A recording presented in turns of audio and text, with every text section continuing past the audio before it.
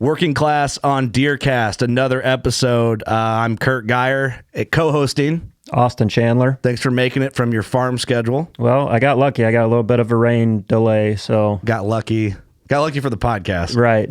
And then we have in studio guest today, Chase Burns. Happy to be here. Thanks for joining us, man. You're in our area.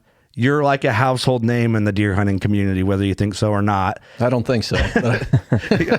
I don't think so. No, you are. Everyone knows you through like Land Guys as an agent and selling hunting ground. And you know, before I met you, I knew you as a guy who killed big deer through the rumor mill of where we're at. Well, those are just rumors. I don't think they are. You're humble. But you're a guy that's very knowledgeable on hunting ground in general. Property management. I mean, I consider you as a connoisseur of just land management and land in general. Is that fair? Yeah. I mean, you do something all the time, 365, and I guess I don't think about that. That's all I do or all I think about. But yeah, I mean, yeah, that's when you do it for a living. It's I guess you should hope that you become kind of householder. That's when they hear your name, that's what they think about because yeah.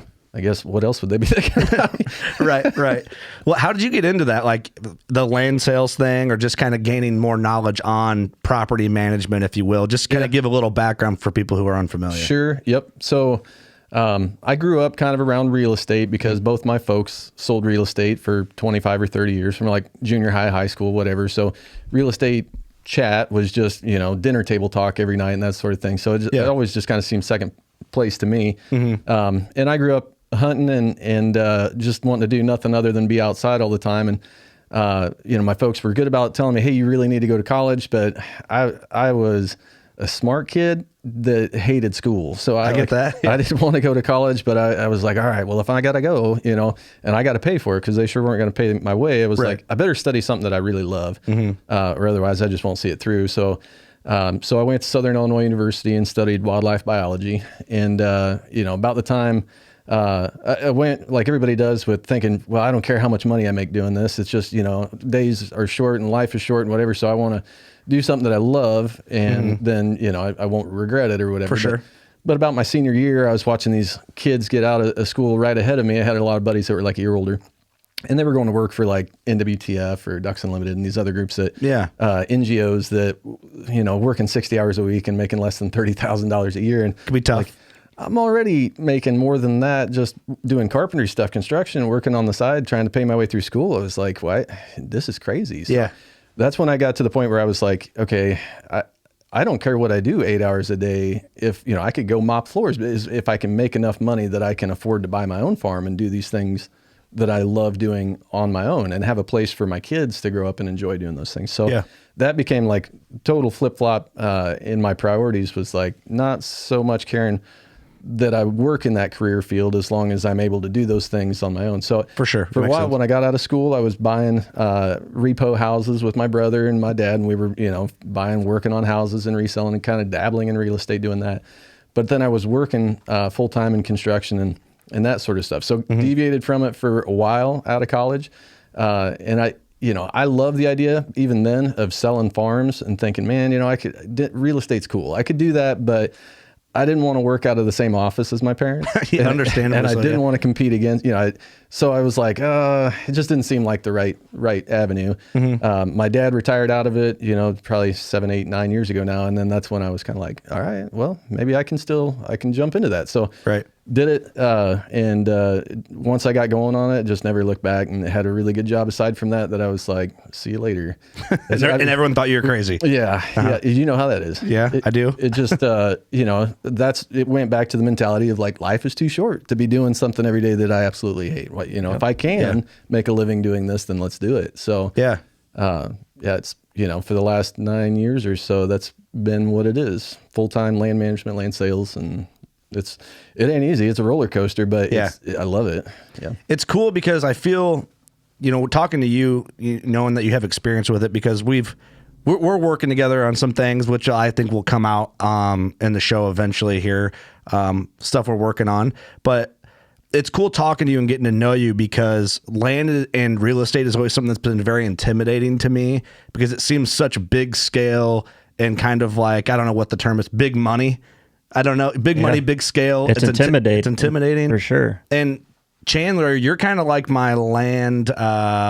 What am I going? Shaman, land shaman. That wasn't the word I was looking for, but I like that better than what I was searching for. Mentor. Thank you, Chase. Shaman, mentor. Okay. Something like that. But, Austin, you know a bunch about land, and you've done a lot of property management and killed some big deer. And that's why I wanted you to co-host this episode with me, because we can tap into maybe a little more knowledge that Chase has that I might not be able to get into by myself. But just talking with you and like asking you questions about what will you do here. And I'm just thinking of stuff and future podcasts that we're going to do that can tap into certain areas. But I guess just with your experience, let's do something for the DeerCast listeners on this one, because a lot of guys are either, if they can't get a small piece, they're probably hunting a small piece, whether it's a small lease or a permission piece or whatever it might be. People typically aren't hunting huge tracts of ground. Most guys aren't, and gals aren't. And a lot of people are wanting to do food plots and anything they can do to start dabbling into land management type things. What are some things, I don't know if we want to take a certain X size property, whether it's 40 acres or whatever, or bigger or smaller, what's something you see people normally jump to first? And what would you recommend they jump to first? Like, I guess I asked two questions in one. Food plots, everyone jumps to food plots. Yeah. Is that always the right move for a smaller piece? No, not in my opinion. I mean, it's natural that that's the first thing they want to do. So first, to identify what size pieces we're talking about. In this area in the Midwest, I would say anything under about 50 acres is kind of what we call a starter farm. Yeah. A lot of those are 20 to 40.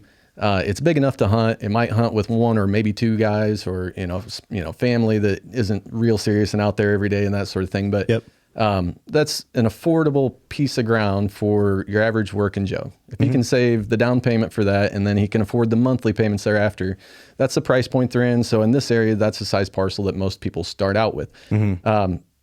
After we look at a couple of farms, the first question that most people come up with is like, hey, you seem to know a lot about this. Like, where would you put food plots, or what would you plant here in this area? Or where should I put my tree stands? Or should I have box blinds? Or can I, so they're thinking practical hunting questions. And that's like, there's a transition that happens somewhere in there from like somebody who's just a consumer, just the hunter, which we all grew up being, and just hunting on somebody else's land. But once you actually own it, and it's like, well, all of a sudden, there's all kinds of things that you could do to a property aside from just think about hunting it. Yeah. How can you develop that property so that you can hunt as good as it possibly can? So it's not instantaneous for most people when they buy a piece that like they already immediately go into that land manager mindset and think, I gotta come up with a plan. I gotta figure out how to develop this property. I want every acre of this farm to produce as well as it possibly can. And so it's usually 6 to 12 months later or 18 months later, once they've hunted it a season and they're starting to figure out the property. And then all of a sudden their gears start going about like, man, like how can I, this is okay, but I used to hunt a piece by permission that was 3 times this or 5 times this size or whatever. And it hunted way better than my 40 does. What am I doing wrong? So there's a lot of things that I would introduce a buyer to when they're first, getting closed on a piece. That's like, don't wait. It would be my first piece of advice to them. It's like, don't think, well, I just want to wait maybe a couple of years. I don't want to make any major changes and really shake it up. Like, okay, I get that. Like especially if you buy in the summer or headed right, a week before the season starts, hunt it, don't run in there and do something crazy right away. Figure out where the low holes in the bucket are, what issues you have on the farm that need addressed. Figure out how the deer are currently using the property, and then that'll educate you a lot about what to do next. But you should start immediately on planning, and a lot of the improvements, when we do habitat consultations and things like that, looking at properties, people have hunted a property for 5 or 10 years, owned the property for 5 or 10 years, and still have not done one single thing that adds long-term value. Because a lot of the land management improvements that you make, they don't just bear fruit in 6 weeks or even, 2 years. It's like you're going to do things year one or within the first 18 months of owning the property that are going to make that property way, way better 5 years from now, 8 years from now, 10 years from now. They're going to add value to the property. They're going to make it hunt better. They're going to raise the carrying capacity. They're going to add cover.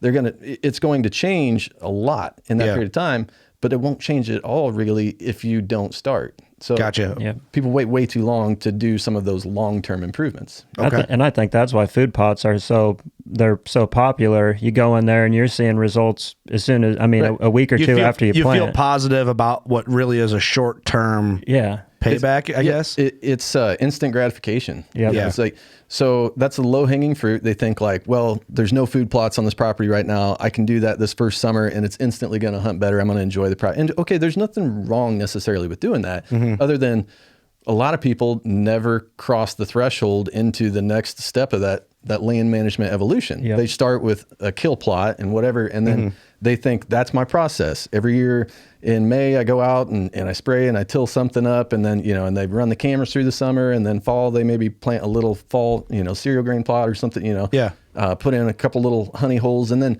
that's all they ever do. That becomes the norm. That's their process, and they put that on a calendar, and then that's all they ever achieve with the property, which long term did nothing to change the carrying capacity on the property or the way that the deer really how many deer you can hold on the property or anything like that. It's just, well, now I got a spot where I can predictably hang a stand and shoot whatever shows up, but let's give all of the mature deer in an area reason to want to come here, visit here, or live here. Yeah. And if you're not making serious land improvements or major changes to habitat, you're not doing that with a couple of kill plots.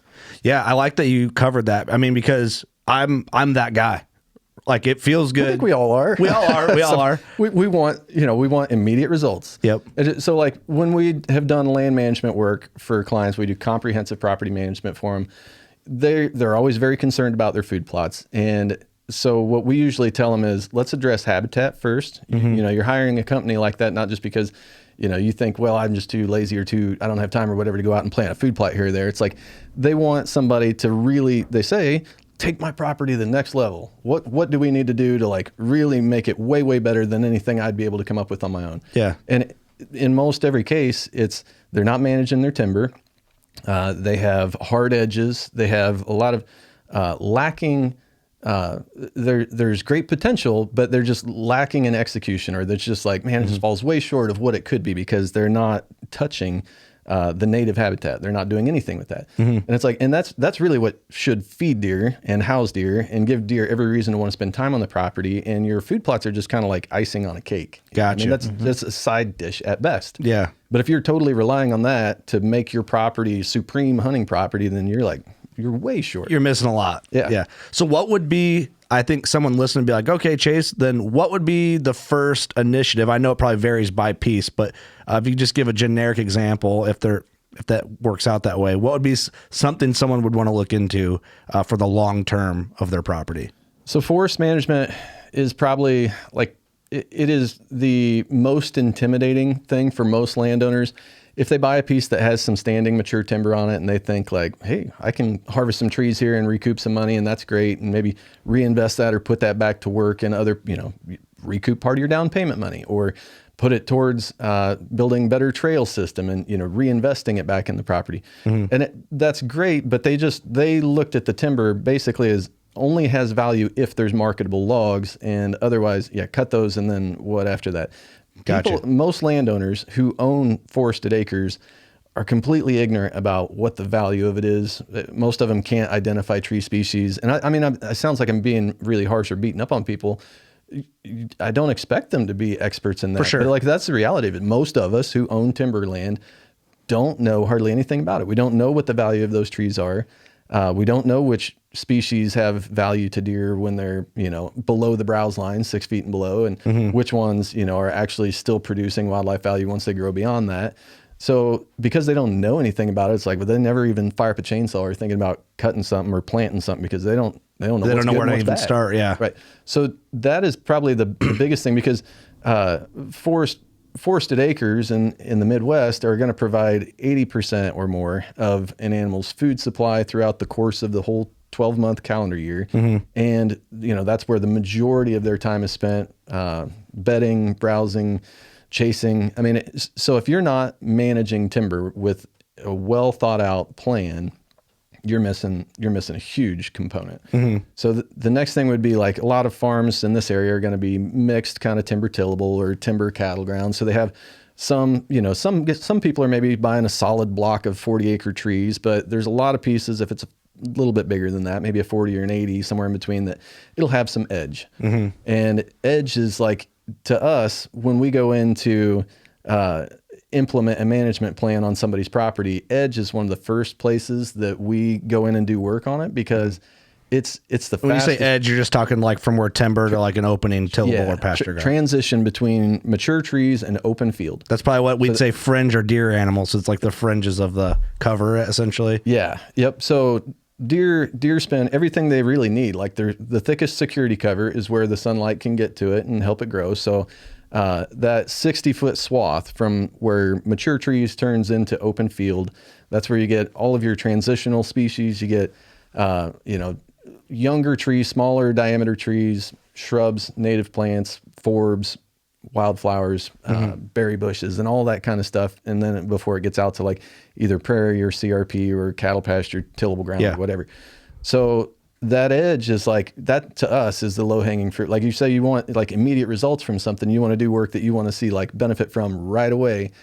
Feathering edges and creating funnels by doing that, and you can maximize a property, or maybe not maximize, but let's say you can unleash a lot of potential just by going in and selectively cutting or spraying trees or plants within that first 60 foot. Okay. Because there's so many edges that have almost no wildlife benefit, when in fact that should be one of the most beneficial parts of any property. Okay. So species like quail and turkeys also, but deer, I mean, there's so much valuable browse. That's where you get the most plant diversity, is in that transitional area. So that's one of the places that we go first, and we say like, okay, what have we got here that's good? What's bad? Let's cut, let's spray, let's do some things like that. Not a lot of expense in that. So if this is a starter farm and you just kind of tapped out your savings by buying your first piece of ground, a chainsaw and a backpack sprayer, and you can make that property hunt so much better and hold so many more deer and help it create more predictable patterns, because you can fell trees and do things like that you can pinch, half a dozen trails that come out of a body of timber into an opening or a field down to one or two, where you're catching all of the activity on one camera or from one bow stand or whatever. Yeah. So yeah, I mean, working on edges is going to be, unless you have just an absolute solid block of timber. And in that case, look broad scale. Let's say look from 20,000 feet and see what this property looks like compared to the surrounding area. And if the surrounding area is also a lot of timber, then create some edge. Go in and create a clear cut, or fell some trees and create a pocket and opening that will have edge on it. That's great advice. It's stuff that is easily overlooked. I mean, I think a lot of guys go food plots, and then this makes me cringe a little. I don't know if it makes you cringe a little. You see guys doing like, what are they doing with their what's it? I can't get my words together. They're cutting trees, hinge cutting. Yeah. And to me, I see hinge cutting as, I don't want to cut the wrong trees, and I'm scared to do it in the wrong spot, because you can, from my perspective, it seems like you can really screw a piece of timber up if you do it incorrectly. You can do a lot of damage if you don't know what you're doing, for sure. Yeah, and then you see guys doing it on social media that you're just like,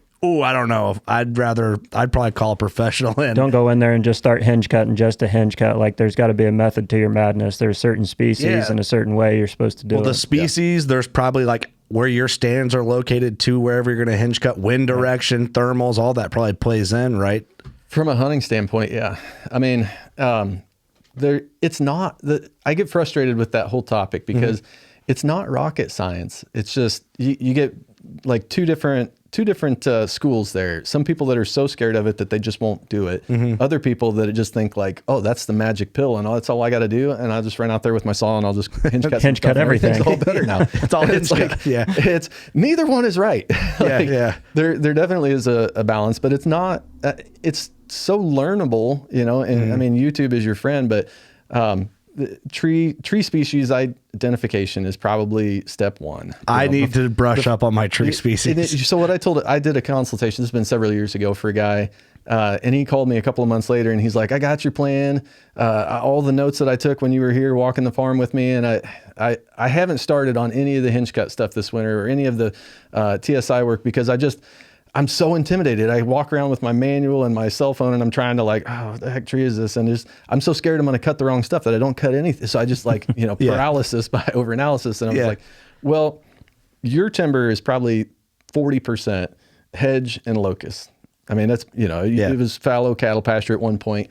I said, so we talked about that at length, and neither one of those species is going to do anything for your habitat quality. So they need to go regardless. Yeah. So you got a lot of cutting to do. If you don't ever learn to identify another tree, just go kill the hedge and kill the locust. And that's, you're 35% of the way there. Yeah. And he's like, well, I guess I really didn't even think about that. I was just looking at it like acre by acre by acre. I got to do this, comprehensively in this area. It's like, well, that's still at least one step in the right direction. For sure, yeah. So you learn as you go, but don't let like, I don't know everything, so I just won't start. I won't do anything. It's like, well, if there's something that provides absolutely zero benefit, know that I know how to kill that. So let's work on just that. Right.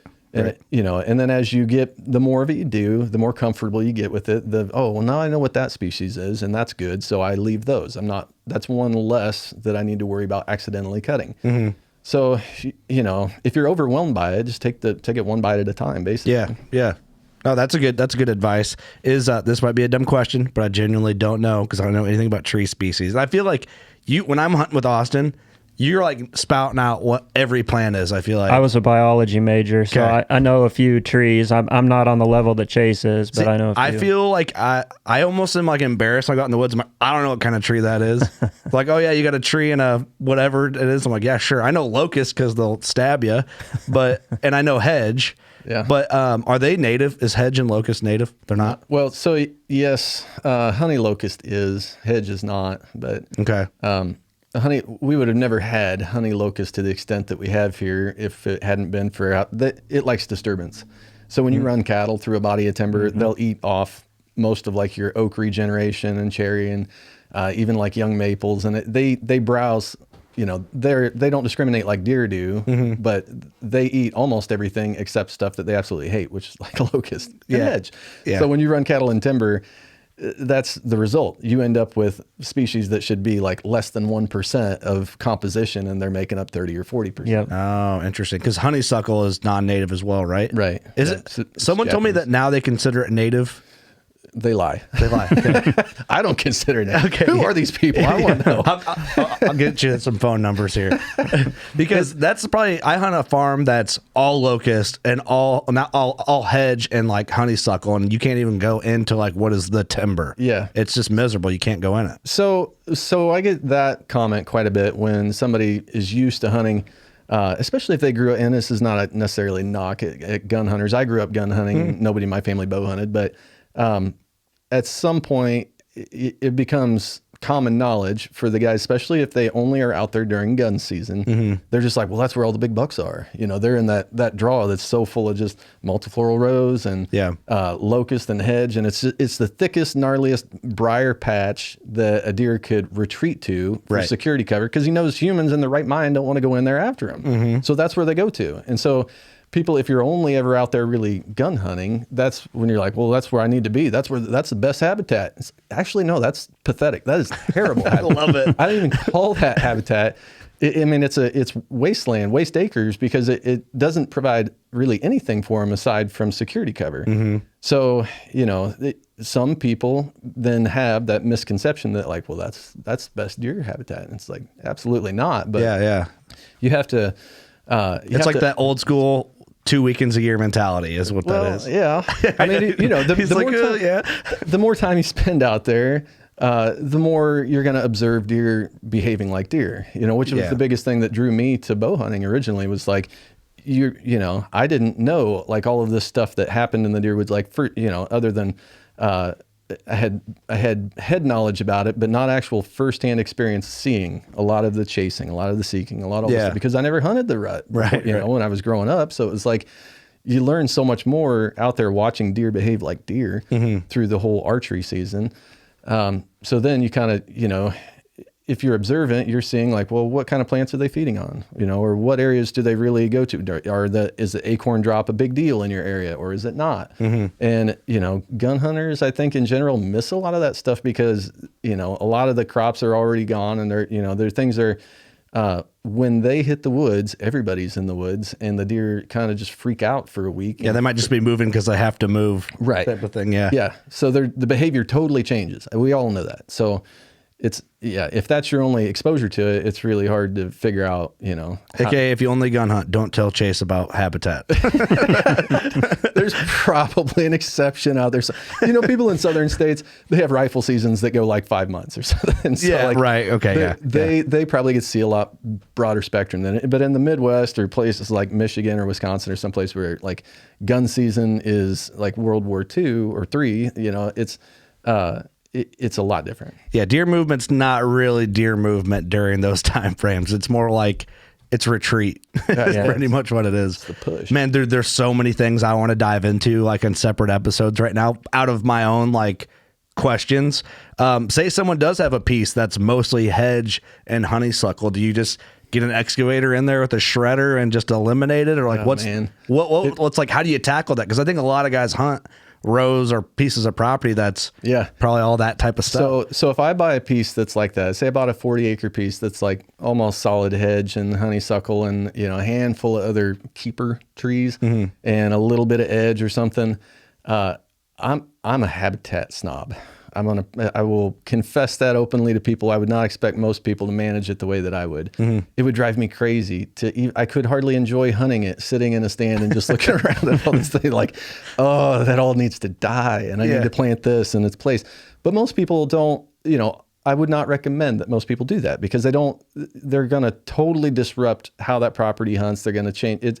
And you're talking about long-term development work that's going to take years to really come to full potential. Would I be much happier if I ripped a lot of that stuff out or killed it now and replanted, and then 10 years down the road, would it be much better property? Absolutely. Yeah. But most people, especially if that's their only piece of ground, or that's, they've worked their tails off to get to the point where they could just afford this, you can't expect them to completely, like, I don't want to say ruin a property, but to like make it not nearly as good as what they want it to be for that long of a period of time. For sure. No, I mean, that's not reasonable. So I would say focus on where the biggest issues are. And if that happens to be locust, then go in there and girdle a whole bunch of locust trees, and don't ever cut a locust without treating it with herbicide because you'll just piss it off.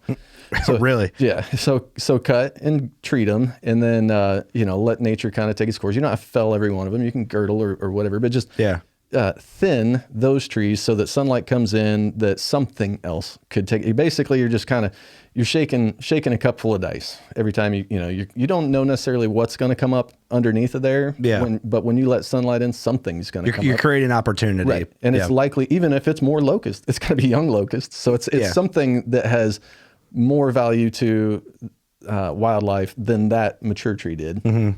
So where did locusts come from? Like hell or something like that? Yeah, pretty sure.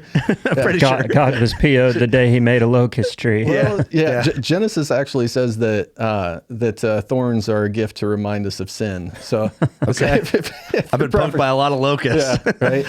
It's like, oh man, you're gonna remember that. I gotta call Chase. That's what I'll think every time I get poked by a locust. I mean, I know guys that have slipped climbing stands and had them go through their hand, and I don't know what type of pollen's on them. But it's I don't know. It's nasty though. Yep. They are not fun. Well, okay. So I need to learn more about it. So this is like a super fun interview for me because like in my head, it's like, man, if you could get a piece and that's all it had, because I hunt a piece that's all hedge. It's mostly hedge. And I just want to bring an excavator in there with a shredder and just wipe it all out and plant something different. But okay. So talking about fringe management, food plots to fringe management, more of like a long-term thing.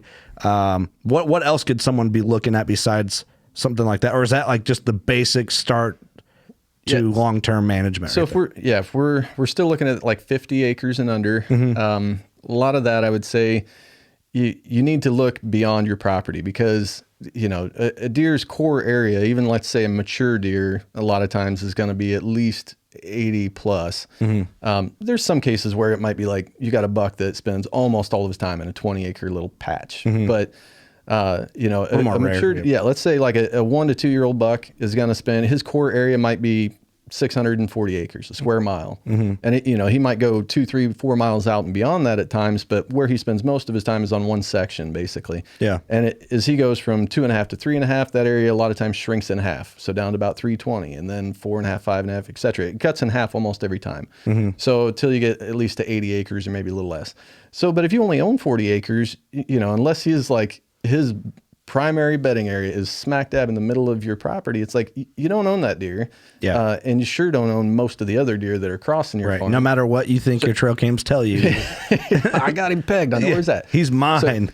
So you have to look out beyond that, and to give there's not one prescription that says that's what you would do on that property, unless you're looking at the big picture, which is where deer are spending all of their time.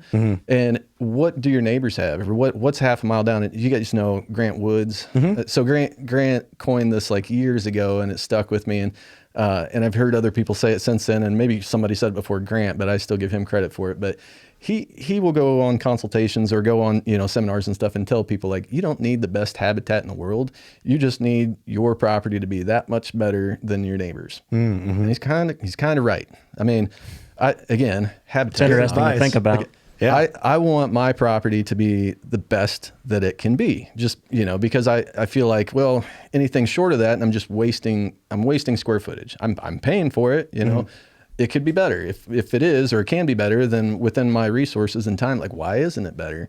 So I'm all about developing the whole property, but really you should be looking at what's available to the deer. And I'm not just talking about like, well, this guy plants food plots over there, so you don't want to get into I got to plant a bigger food plot.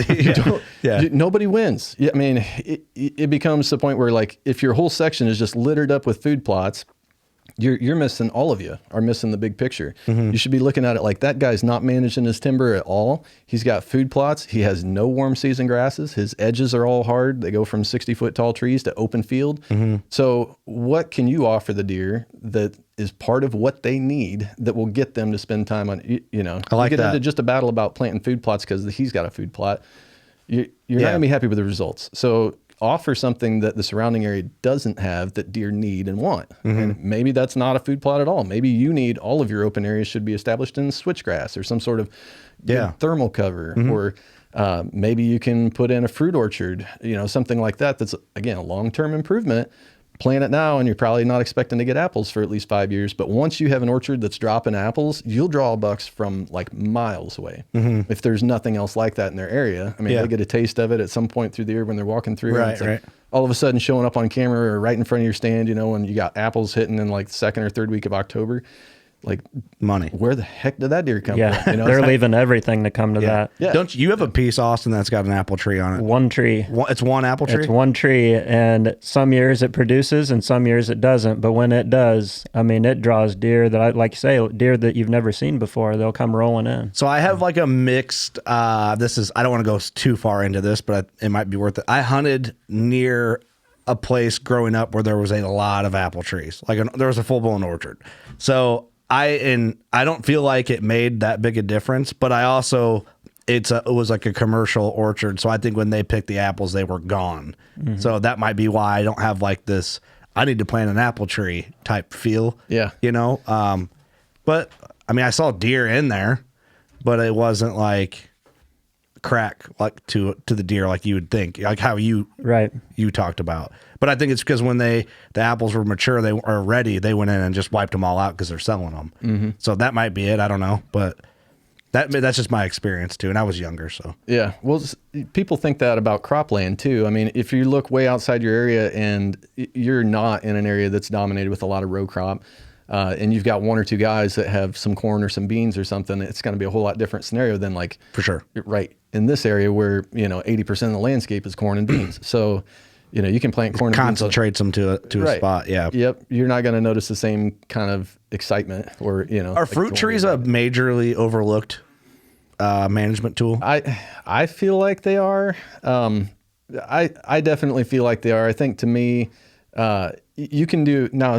It's far from one of the first pieces of the puzzle as far as I'm concerned. Like I wouldn't run in there. Like if I know I'm going to develop an entire property and I want to leave no box unchecked, within the first 12 months, I'm going to identify the location where I want a fruit orchard and I'm going to start establishing it. Okay. Because I know after that, it's kind of like a set it and forget it thing. It's just there, and then and it's going to be 5, 6, 7 years before it really amounts to anything. So if I keep waiting to do it, that just puts it that much further down the timeline before it does anything for you. So I would get it going sooner than later, but then I would shift my attention real quick back to everything else that is probably higher priority. Yeah, it's just when you know the timeline of how long it takes certain things to develop, well, then you got to do that first. Right. You know? Yeah. So even the long-term investment of it. And yeah. But, you know, I mean, are they worth having? Yeah. You know, I love it. But it's not for every property. And especially like if I was on the same section as some commercial orchard, then no, I was probably not going to be as effective. Not even close. I'm going to plant peaches instead. Right, you're not, just like you're not going to win the food war with the guy that, you know, has 500 acres and plants, you know, 40 some acres of food plots. Like, I'm not saying don't have a food plot, but don't think that that's going to just be some. It's not the cure all. No. And it's not, because you're not going to impress the local deer. Right. Yeah. They're still going to probably spend most of the time over there. It's like if there's a row of bars downtown, why are people going to your bar? Maybe you got the ladies, maybe you got atmosphere. I mean, that's what we're talking about, right? Right. So for you guys, that's a Clint Casper comparison right there. It's just what I did. Clint's always comparing the rut to eye pumping girls at the bar downtown. Like, there's a lot of similarities there. There is the nightclub scene. The nightclub scene. What type of vibe are you putting out on your property? I think the biggest thing to talk about when we talk about food plots and all these other food sources is diversity is king. If you have multiple food sources for that herd, it's going to hold deer longer on your farm. I mean, whether it's trees, food plots, browse, I mean, planting shrubs, whatever you're doing to create diversity on your farm, that's going to win. Mm-hmm. Yeah, definitely. Always. Can we talk a little bit about Acorns? Because is this you just smiled immediately when I said Acorns. So I'm like, how's Chase feel? I'm going to work over the series of episodes I want to do with you now, because this is just like opening ideas for me to ask you questions. I'm going to find out what gets you worked up, and then we're just going to do deep dives on that. And I just want you to let it all out. So I love oak trees, but acorns provide almost no nutritional value for deer. So from a standpoint of I'm going to feed deer with this, I mean, they're carbohydrates. And so they really don't get anything else that's really valuable to them out of it. But, you know, they fall in say like October, and, you know, they're eating them October and first couple of weeks in November or whatever before the snow hits the ground. And they need those carbohydrates. They need to maximize how much body fat they can keep on them going into winter. So they're good and they're bad. And I'll mention his name again because he's one of the guys. Well, he is one of the guys, but like, so Grant is in the middle of the Ozark Mountains. I mean, he's surrounded by 100,000 acres of oak forest. So he hates oak tree. Like, he hates acorns. He's just kind of like, he's over them. They do nothing for him, you know? And it's like, are the deer eating them? Sure. But are you thinking you're going to hunt over the acorn drop in one hill versus the other? No, because they're literally everywhere. It's kind of like you said about being better than the neighbors. If you've got some acorn trees and the neighbor has nothing, you're going to see deer come in and hit your acorn trees when they're dropping. But if you have a better food source than the acorns, like a diverse food source, like we were talking about. Well, I mean, part of the reason why I brought up acorns is because, you know, during that mid-October where a lot of guys drop the October lull, and that's a debatable topic right there. And a lot of guys will say, and we've talked about it in the past, well, the deer are still moving. They're just on acorns close to where they're bedding, and then they're back to bed at that time, so you just don't see them. I don't know. Do you feel like that value of having acorns on your piece? Me personally, I wouldn't be hunting in the deep in the timber and that time of year anyway, but so my soft spot for oak trees is basically that if you're doing a good job of managing for, let's say, predominantly an oak forest, the wildlife in general are going to benefit so much by everything else you're doing. And so it's more like you're trying to build really good deer habitat, and you're trying to maybe encourage more turkeys, and you're trying to maybe even manage for quail. So the things that you're doing, if you just targeted, like, I'm just going to try to maximize how many white oaks I can get in this particular patch of timber, the strategy that you would use to go about that is, as a byproduct, going to produce way, way better whitetail habitat and turkey cover and quail, etc. So it's like, I look at managing for oaks as basically just they're just an indicator species. It's like if I made that my goal, I would achieve so many of my other goals just as a result. Yep, that makes sense. Okay. So you're not doing it just for the acorns. No, that's I'm bigger not than at all, honestly. I mean, so honestly, what's more valuable to me than the acorns are what they grow.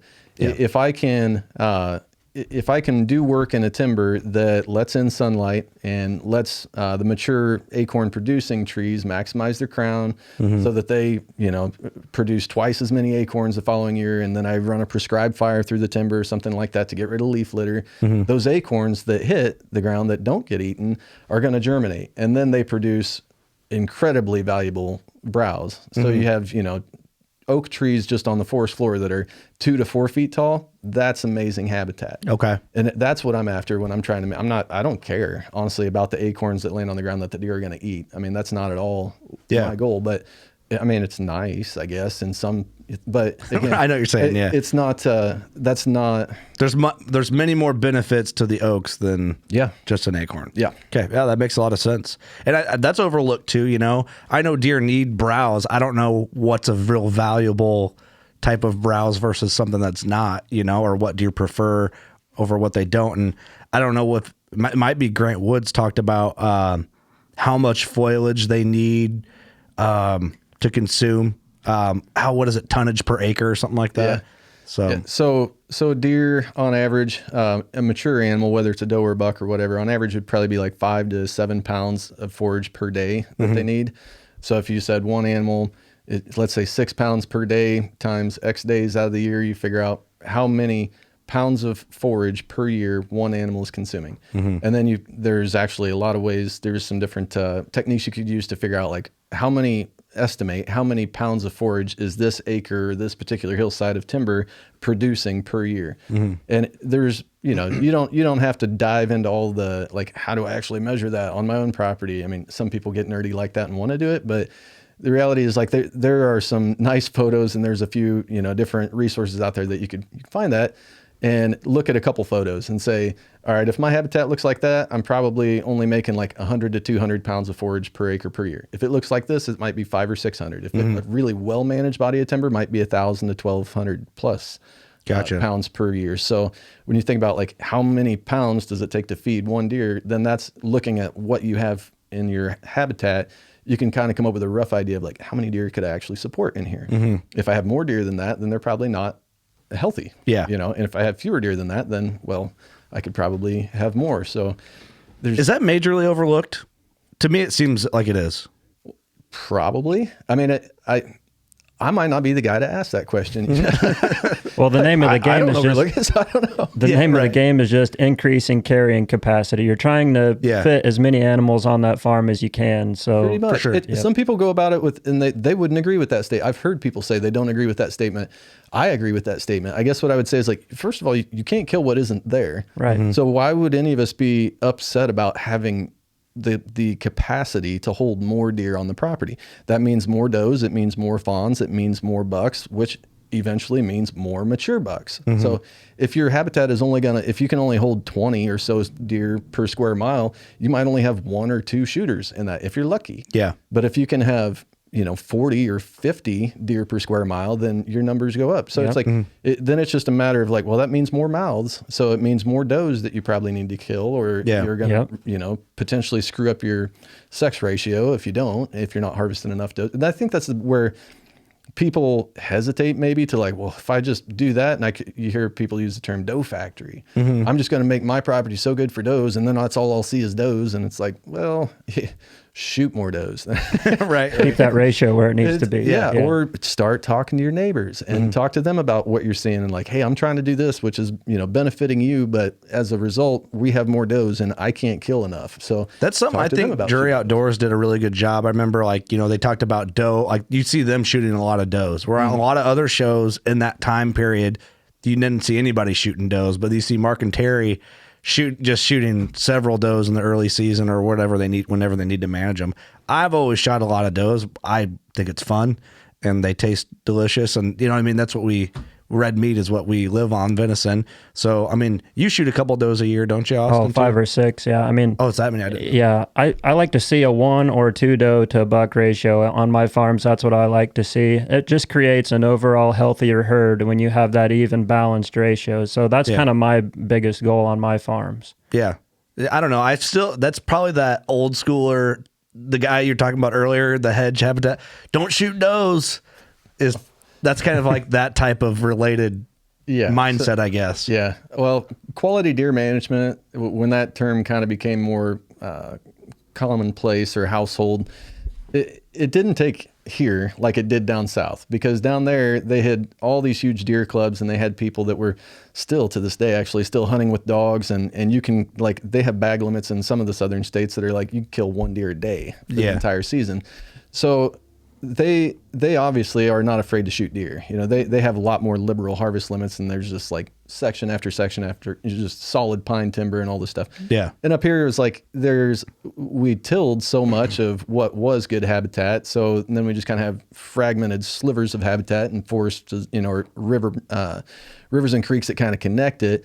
So we end up putting a lot of pressure on those areas, and then it's like people are just like, I like to see deer. I hate to shoot all of it. So you know,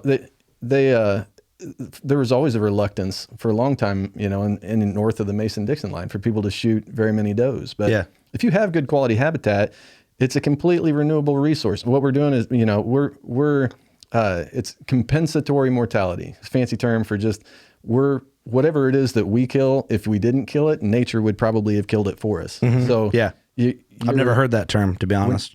I honestly never have. All the podcasts, that's never been brought up. So what it means basically is that, you know, you're harvesting a portion of the population that nature was not going to allow to make it anyway. Yeah. But nature is ugly. And when nature goes to kill something, it's going to be they become overpopulated, and then they decimate the habitat, and then they starve as a result, or they get more disease because they're malnourished and whatever. Yeah. So, you know, we can have healthier deer by keeping the number at a level that's under or close to carrying capacity. But that doesn't mean, you know, you can raise the carrying capacity as high as you want to. Mm-hmm. Man, there's so many questions, but for time frame I want to dive into. But yeah, I'm a big fan of shooting does. I think it's important. Plus, it's great practice. I mean, there's a lot of benefits. Just fun. It's just fun. And I don't really need to explain it any further. You know, people that are here that know they're here because they're a deer hunter, or they're maybe wanting to learn about what we're talking about. But I tell that to some of those non-hunter. It's a great time. It's healthy. It's necessary, and it's fun. Yeah, like Chase said, it's a renewable resource. I mean, if you do it the right way, you're keeping your herd in balance. Yeah, don't kill all the does. Right. You're doing it with some education, right? You're trying to maintain that 2 or 1-to-1 ratio, and you're going out and having fun and taking care of some problems. Yeah. My kids, when we're watching does out in front of the blind, or even checking trail cameras and stuff, and they see like big mature doe, they judge does by how many tacos they think it'll make. I wish I was making that up, but that's awesome. They'll be like, "Oh yeah, that's about 140. That's about 140 tacos." That's amazing. I'm stealing that. That's hilarious. Yeah, that's a 200 taco type. Mm-hmm. Oh yeah, that's awesome. That's raised right there. That's our scoring system. How many tacos can you get out of a doe? That is good. What's we do have a little time left. What's a mistake you think most people make? And maybe we're going backwards a little bit, or maybe this is for the next episode. What's a common mistake people make, whether it's like not considering what they do to their property for their entry exit, or maybe just going into Ramey, or what's something common you've seen? I think the biggest thing, there's 2 different types of land improvements. And when people close on a farm for the, you know, or get whether they're buying it, or whether their landowner, family member, whatever, somebody just finally turns them loose and is like, all right, go ahead, manipulate the habitat, do something to it. Mm-hmm.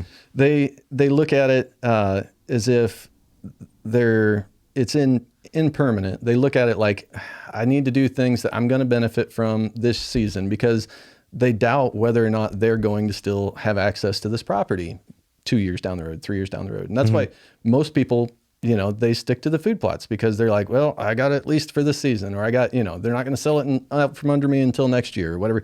And they get into that mindset. Then once they own a piece, they're still stuck in that rhythm where they don't think long-term yet. Mm-hmm. It's like, you're not married to that starter farm. You know, it's like, that's not necessarily going to be the only piece that you ever own, or that even after you buy other pieces, you might keep that one or you might not. You might outgrow it.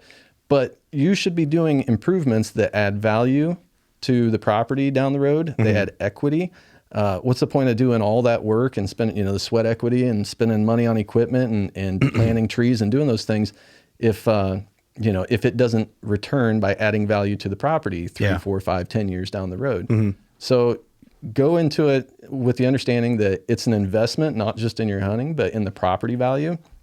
And I think it will encourage you to dive into some of those longer term projects a lot sooner. So I think that's the repeat offender, if that answers your question. It does. The people that get a piece and then just stick to the short term, like the low hanging fruit that they know they can get an immediate return out of, just in case I don't still have this.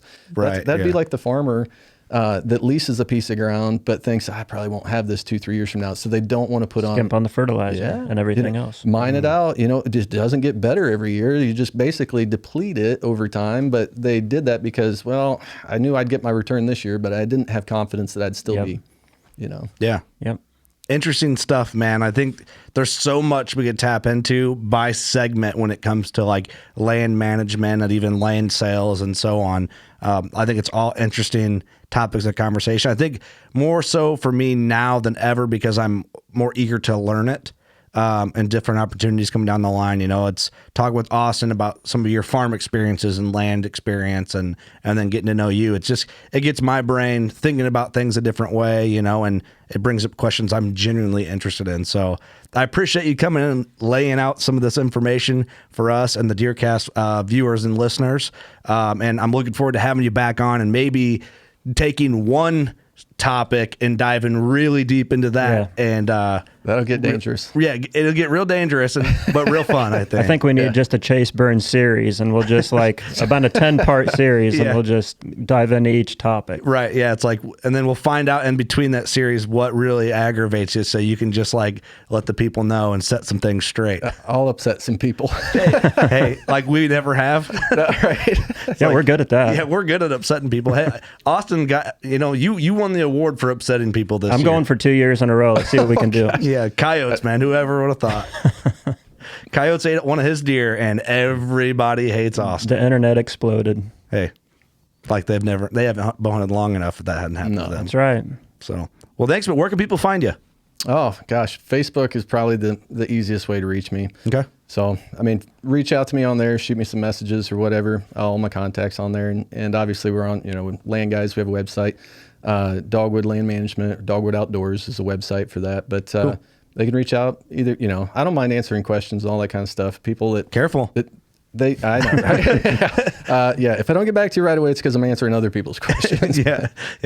Right. Well, cool, man. Well, this was a lot of fun. I appreciate you coming in to do this. Yeah, I had fun too. You had to drive a long way to the studio. You bet.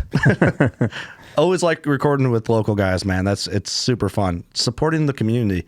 Austin, you got some farming to do.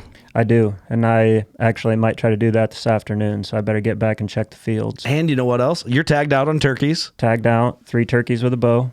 You stud. Yeah. Guess how many turkeys I've killed this year? Hey, it's soon to be 1.